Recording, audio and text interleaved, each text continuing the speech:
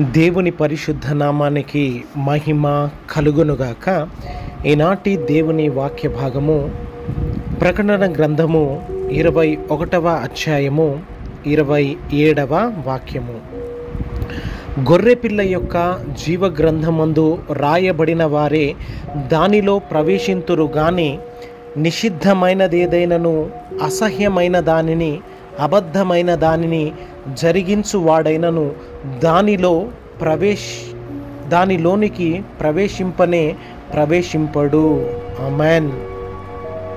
ఇక్కడ దేవాది దేవుడు గొర్రెపిల్ల యొక్క జీవ గ్రంథములో రాయబడిన వారు మరి దేవుని నిత్య మహిమలో నిత్య రాజ్యములోనికి చేర్చబడతారు అని స్పష్టముగా మాట్లాడుతూ ఉన్నాడు.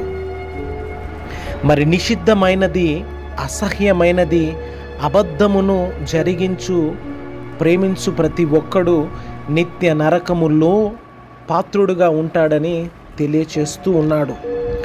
మరి దేవుని రక్తములో కడగబడిన మనము గొర్రెపిల్ల అనబడిన యేసయ్యను కలిగి పరిశుద్ధపరచబడిన మనము ఈ లోక సంబంధమైన జీవితములో మనము జీవిస్తూ ఉంటూ నిషిద్ధమైనది అనగా దేవునికి అయిష్టకరమైన వాటినైనను అసహ్యకరమైన వాటినైనను మరి అబద్ధము అసత్యము అయినను మనము అనుసరించక దేవుని యొక్క సర్వసత్యముల్లో మనము నడిపించబడాలి అని, తద్వారా దేవుని యొక్క జీవ గ్రంథములో మన పేర్లు రాయబడి ఉండాలని సత్యమై ఉన్న దేవుడు మనకు తెలియజేస్తూ ఉన్నాడు.